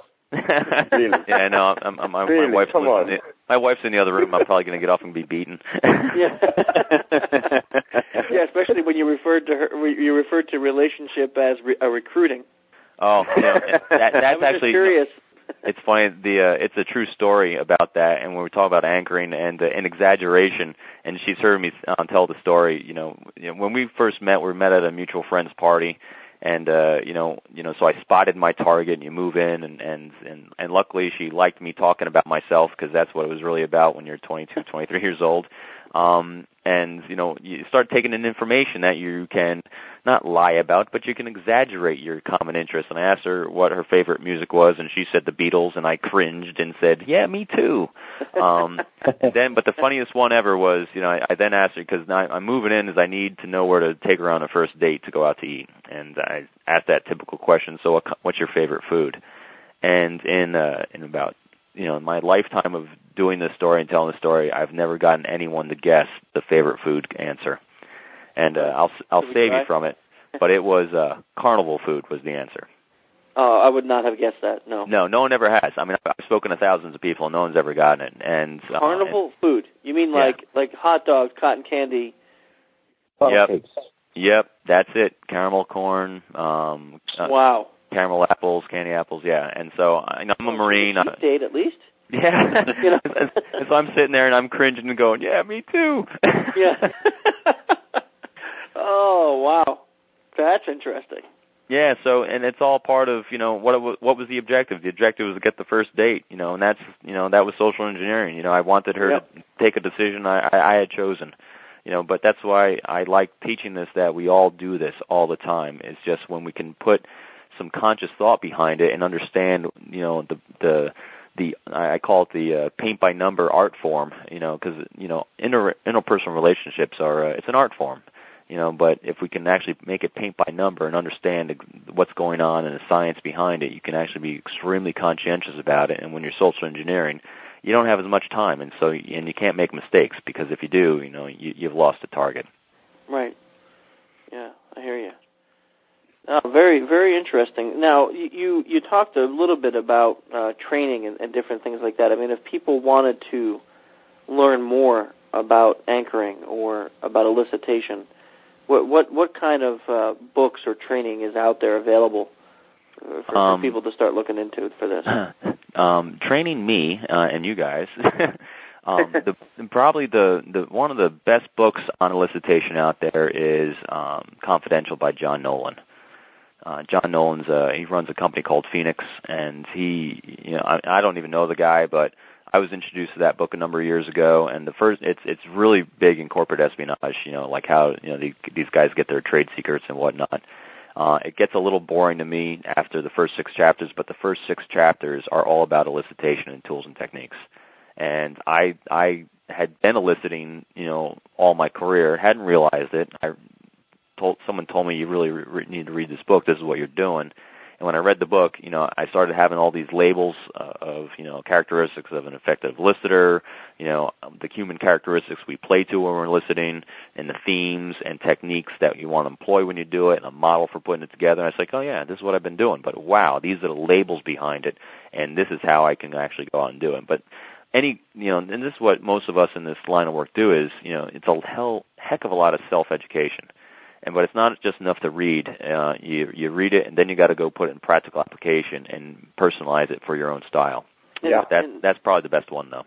Yeah, I like that. Thank you for that suggestion. We have a couple guys that are very frequent in the channel and the podcasts, and they're always asking that we ask our guests what books they like to read and what material they like to read, because that's something that we add to our list. We have a whole section on the framework that's about reading material. So we'll definitely add John Nolan's book to that list. And if you want to, I have a couple core books that I call the 101s of where to start from and where to go back to continually through your life. You got one of them there already. Dale Carnegie's book, obviously, How to Win Friends and Influence People. Yeah. The number one book in the world to start from. Number 2 is The Platinum Rule by Michael Alessandra and O'Connor. The Platinum Rule talks about, it's a lot about DISC, personality discernment, but they use some great labels and words for the 4 quadrants. You got a director, you have a socializer, a relator, and a thinker. They're really good descriptors, and there's a lot of good material for how to adjust yourself to the different styles and how to influence them, depending on what your objectives are. It's a fantastic book. Excellent. That sounds like a great book. Yeah, it really is. I give it out in every course I teach. Now tell us a little bit about this, because we'd like to maybe. Are your courses public, or are they just for the FBI, or? I do both. Because I have authorization to do. I consult. On the side from time to time, whether it's leadership or social engineering or whatever. But it's basically all the same content. I basically have like a 3 or 4 day course, depending on how in depth people want to do, or if they want to just do components. If you want to do 3 or 4 days, I'll team you up with someone, and you'll go out and practice, during the day and during at night, because there's different techniques for eliciting at night compared to listening during the day, during the hustle bustle. One thing I always include in there is a block on generational differences when approaching people and how to communicate effectively across a generational divide, the 4 generations in the workplace. And we do an anchor, so yeah, it's a good course. You start with the Know Yourself model, and we kind of build it from there, and we put together engagement action plans for going after whoever you want. So if people wanted to know more about you or more about that kind of material or training, where can they go to find out these things? Yeah, that's my website, peopleformula.com. Peopleformula.com. Excellent. We'll make sure we put that on the podcast notes, too. Thanks. Yeah, and there's a number of articles I've written for the Law Enforcement Bulletin on there that talk about the same techniques. They're obviously written that I wrote them for a law enforcement audience, but the techniques are exactly the same. Matter of fact, one of the funny things about writing articles for different genres, well, as you know too, Chris, about to get your book out, is the fact that you have to write it to the audience. The 2 of them are about a terrorism task force. I've never worked on a terrorism task force, but the techniques are the same. And the other one's a cyber task force. Again, I've never worked cyber, but the techniques are the same. Audiences just need different things. So that's what you frame it for and around, but it's all the same. That's excellent. Yeah, okay, so peopleformula.com. Yep, all That's one the word. best way for people to keep in contact with you or get information on what you're doing. Absolutely. I'll talk this stuff blue in the face. I love it to death. Yeah, we do too, and this was really interesting for us because to date this is our 16th month of doing this. We haven't had someone on that was an expert per se in anchoring or elicitation. We've talked a little bit about it before, but we haven't had anyone that really. We've talked to different fields, like people who are radio hosts or doctors or things like that might use some aspects of this, but not realize what they're doing. So to actually have a conversation with someone who is familiar with what they're doing and how they're doing it, this was very interesting for us. Thanks. I'm able to describe it so well. Oh, yeah. Thank you. I know when you and I talked through email, there's a couple other topics, so I'd like to maybe schedule that down the road, have you back on, and we can talk about some of these other topics that I know will be a whole different podcast, but as interesting as well. That'd be great. Yeah, it's been a great time. I think the key for me of what has happened was, I came down and people asked me to start training this stuff. I was lucky enough at the time to have just gone through an adult education class about how to facilitate adult learning and being able to come up with good goals and objectives for that stuff instead of just giving anecdotes and stories, which are great, but not everyone's going to get it. And that's when I really started taking the art form and trying to make it that paint by number. I mean, everything I teach, you get a handout and a tool. I'm big all about tools because information is great, but unless someone's got an actionable tool they can actually look at, it's a process, it's a procedure, and if you do exactly this, you can be just as successful without a doubt, and much better. I mean, I'm amazed by the end of my 3 or 4 day classes. Guys are coming in the next morning with all these stories because we'll debrief for about 2 or 3 hours the next morning. about what everyone did the night before. And I'm just sitting there in awe. I mean, these guys are coming up with some fantastic techniques that I've then incorporated as well. So it's a good time. Yeah, that's really interesting. You bring some of that stuff up. Maddie and I are just recently been working on the social engineering course and talking about a lot of these things that you're talking about, because of course stories are good, but in a training people come to learn certain aspects or certain techniques or tools, and not just to come and hear great stories. So, and I just did something yesterday I just incorporated in the last 2 courses I taught, just again, because especially if you only got like 2 hours to teach social engineering, I don't like, it gets frustrating if people think that you're just talking about theories, but in that, Robin, I believe that works for you, but, come on, let's get real. So what I did was I opened up the class with, they introduced me, and I said, I'm sorry, guys, but before we get going, and I used that, daughter dating thing. I said, I got this problem that I was hoping someone could give me some advice, and I got their attention with that, and I started about the daughter dating thing. I had about 3 or 4 guys, chime in, oh yeah, my daughter's this, they're dating this, and so I got the class involved with that, and so I picked on the one guy, and I said to him, my daughter, some poor sap that dates her is going to have his hands full because, she's a February birthday, real near Valentine's Day, so he's going to get the double whammy. I said, how about you? I said, you got a lot of, your daughter got the same kind of issue with, birthday around holidays, and he goes, no, not there, and I said, well, how about you? I said, we got family members with birthdays, and he goes, oh, yeah, mine is, very close to Christmas. I said, oh, so you're a Christmas baby? He goes, no, I'm December 15th. I said, December 15th, that's fantastic. And I said, I'm just looking at you, so I'm kind of guessing, you're probably a baby boomer, born between, 45 and 65, and he goes, yeah, exactly. I was born in 1963. I said, see, perfect, so thank you. So, I get a lot of good advice from guys like you. And so that's how I opened the class, and then, I did one more thing about, how, you think culture, from where you grew up in the country plays into this. He goes, no. I said, so what, you're a Bay Area guy? I goes, oh, no, I grew up over in this area. And so I stopped it right there. I said, what did we all get? And I said, I got a date of birth. I got, and he actually gave me his kid's dates of birth as well. And I got, I got home record and a bunch of other stuff, all in the course of like 3 or 4 minutes, all because of intentional misstatements and his need to correct. And his shields are down because we're, talking about, his daughter and my daughter, and, we're commiserating and having a good time about it. Everyone's involved and having a good time. But the entire time I showed him my plan. I held up. This is my constructed dialogue I put together just to get that. That is excellent. That is really excellent. That's we've used similar techniques in our training too. We always find that it's nice to tie in a story with the education, but not make the education all about the story. Right.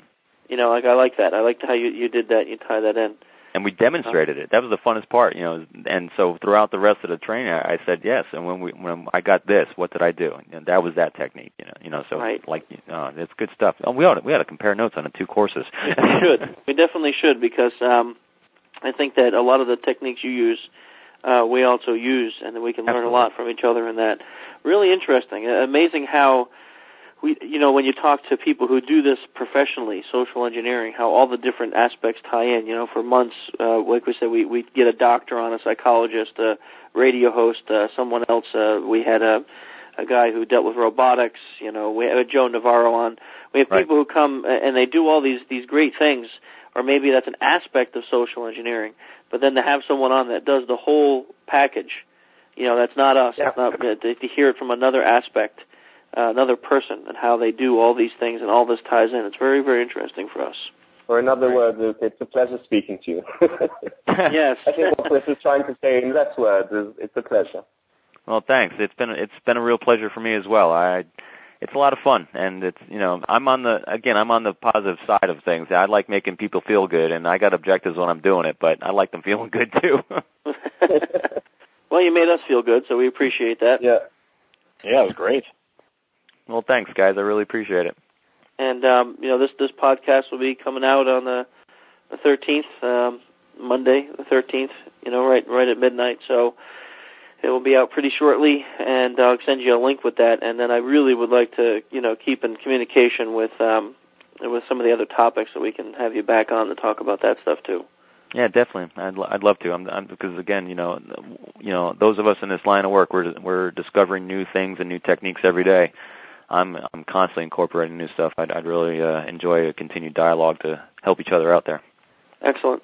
So again, just peopleformula.com if people want to keep in communication with you, and of course they can come and see your blog post on the social-engineer.org site. There's a few, I think four or so from you, and I'm sure we're talking in the future of having a few more from you on there also. And I know that there'll be constant communication with us, so we'll be having more from you down the road. Well, thanks a lot, Chris. Thank you, Robin, and thanks again for coming on this afternoon, and we look forward to hearing from you again. Sounds great. Me too. We'll talk to you later. Thank you. All right, thanks, guys. Bye. Man, that was a great discussion. Excellent. So, post-podcast wrap-up, or post-guest wrap-up, I guess kind of what just really goes on for me is how listening to this guy talk about anchoring. And, I agree with what Dave was saying, that sometimes there are the negative aspects, but I really like how he puts a positive spin on everything. Yeah. I think in a social engineering audit, all the relationship building and everything is kind of blown once you hand the report in, and this guy realizes that he was the rube that was used to infiltrate the company. But in the meantime, there might be some gigs you have that you keep those relationships going forever. Yeah, you know what I was thinking, Chris? No. I was thinking, when he was talking, I was thinking of how deep of managed personality you must have to really be a good social engineer. And then I took that a bit further, and he was talking about undercover work. And I was thinking about, not your average social engineering gig where you have a 2-week time frame, but perhaps something malicious which is taking a much longer time, where you actually develop a proper relationship with someone in order to elicit them further. You actually dedicate a few months of your life to this. You develop a proper relationship. And I'm trying to think, where is the line of where you can defend yourself from these types of things? Where is it drawn? Where does paranoia start that, all my friends are Russian spies, as opposed to, this guy's just trying to jerk me off? Yeah.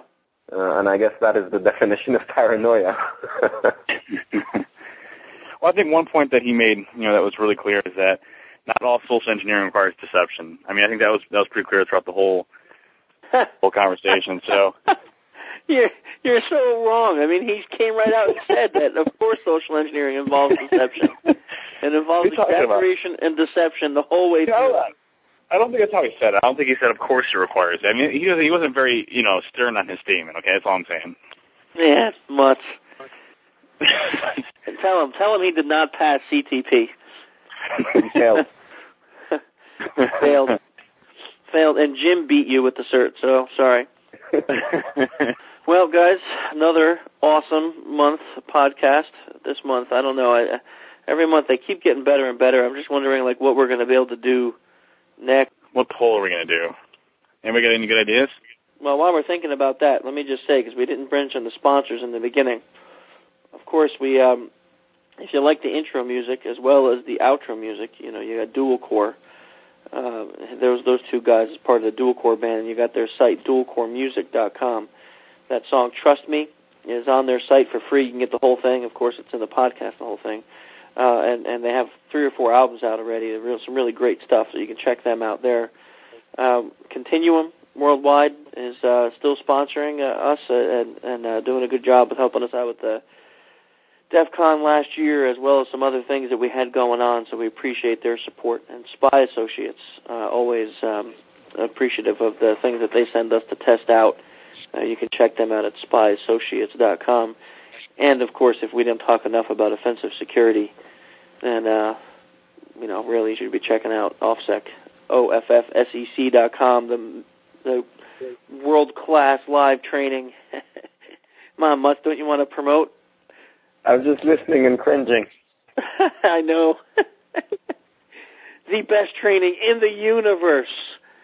If you don't take it, you know nothing about security. No, not good. I think you got something going there. Yeah. Whatever floats your bucket, man. Oh, it's great. So, what do we think about a poll, guys, as we end this month's podcast? Man, this month was really jam-packed. I mean, the book's coming out. We had the contest. We had the poll. We had Infected Mushroom. We got behavioral analysis guy. What the heck? What poll are we going to do? Social engineering has more of an impact to an organization or business than, let's say, 0 day or something like that. Something that brings in social engineering. It's like the number one threat out there. Like, you know, who's is social engineering? Would you consider social engineering one of the largest threats that organizations face to date? That is not a bad one. What do you think about that one, Mutz? I think excellent. I think, like, if we give them a choice, it has to be a choice. So, like, which is a greater risk to corporations, social engineering or 0 days? Yeah. Something like that? So let's phrase it in a matter of, what do you think is more damaging to an organization's bottom line, or to an organization? Social engineering or software exploitation?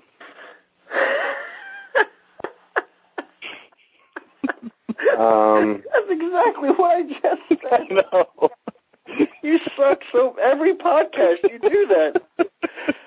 And I actually fall for it every time. I think you're actually going to tell me something like a revamped version of what I just said. So I intently listen, and I'm like, hang on, that's just what I said.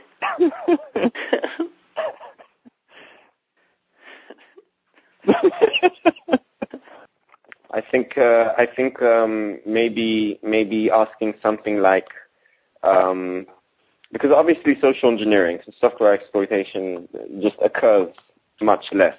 I would say something like social engineering is the most dangerous, is the most effective attack vector into an organization. Yes, I agree. No, I don't agree. Yeah, there you go. You got it. That's exactly what I was trying to get out of it. Perfect. I'll put that as the poll. So our official poll question starting tomorrow will be, social engineering is the greatest threat to organizations, yes or no? Not, you need to say is the greatest security threat. Or greatest security threat. Okay. Very good. Well, guys, another killer podcast. Some great topics. Another fun month, as usual. Got to listen to some awesome Bruce Hornsby music. Don't forget the outro music. Never heard of not Bruce Hornsby, but it's actually dual core. That's the outro music, dual core, which is the anti-Bruce Hornsby. So listen, ask him. He might like Bruce Hornsby as well. You never know. So listen, if you're 65 and over and you're listening to our podcast, hey, I'm not 65 and over. I'm actually younger than you. Well, you don't look it though. I mean, you're like losing hair and stuff. So. I can't believe you just went to the hair. You know. I know, man. That was low. I'm sorry. All right. Well, phase 5 is in full effect now. Phase 5, great. The next time I go to Alabama, I'm arrested and in prison with Bubba. That's awesome. Can't wait for Phase 5. You know what's funny is before Vegas, I might have actually believed that you had something to do with all the hell that I went through recently. But, you know, after Vegas, when I realized that you don't come up with these great ideas until after I give them to you. I know. Well, dude, that one with Fox News would have been the best. I mean, if I actually did pull something like that off, I mean, it would go down in history. I mean, you'd probably the word. You'd probably make Fox News for doing that prank. Yeah. Dude, Bruce Hornsby played with the Grateful Dead. So what? I mean, listen, I don't listen to too many 80s or 90s, but, I mean, well, I guess I listen to 90s, like alternative stuff, but come on, Bruce Hornsby is classic, okay? I mean, that guy is one of the greatest piano players of all time. Oh, man, okay. Well, don't forget to check out our live training on www.offsec.com. You can hear the outro music and more on dualcoremusic.com. And also, you can find Bruce Hornsby on iTunes, the way it is. Oh man, I tell you, editing this is going to be a nightmare. You can find us on social-engineer.org or on the irc.freenode.net network on channel social-engineer. Or you can follow us on Twitter, Human Hacker, the Twitter name. Until next month, it's been fun, guys. It's the SE derivative. That's me, I'm fine. The last thing I want is suspicion of a crime. My positive demeanor and my smile make it fine. With eye contact for the right amount of time. Too much and not enough doesn't seem for real. Got a nice firm handshake sealing the deal. Know a little about a lot and a lot about a little. So most conversations put me somewhere in the middle. My pop culture knowledge leaves me feeling kind of scary. It lets me chat with working class and gossip secretaries. Recon the boardroom, looking for the top thing. Loosen up execs when I ask about the golf swing. Start spewing secrets, just like a torrent. Can't really blame them, we all want to feel important. It might seem different from what you were envisioning. The key to communicate, it's all about the listening. Every trick in the book, I'll try my best to get you hooked. I'm gonna use every trick in the book, I'll try my best to get you. I'm gonna use every trick in the book, I'll try my best to get you hooked. I'm gonna use every trick in the book, I'll try my best to get you. Offering support to employees is the best. When I'm calling random users and claiming I'm a tech, he's just here to help. So they're easily believing him. Jamming, playing, and scamming, spanning every single medium. Recording while I'm spidering your phone menu system. The mirror it and use it for my own acquisition. Get them on the line, I just do a little switching. Sending out my number in the message when I'm fishing. 6 billion people, it's really quite a market. Customers, employees, everyone's a target. Backing up my claims, using all the common slang. Lingo for the layout, drop the manager's name. Collecting all the sweet stuff like honey to a bumblebee. Like every unlisted number dialed to your company. You saw me, you probably think I'm clumsy, but I'm not. Cause I'm dropping all these USB drives around the parking lot. Whoops. I'm gonna use every trick in the book, I'll try my best to get you hooked. I'm gonna use every trick in the book, I'll try my best to get you. I'm gonna use every trick in the book, I'll try my best to get you hooked. I'm gonna use every trick in the book, I'll try my best to get you.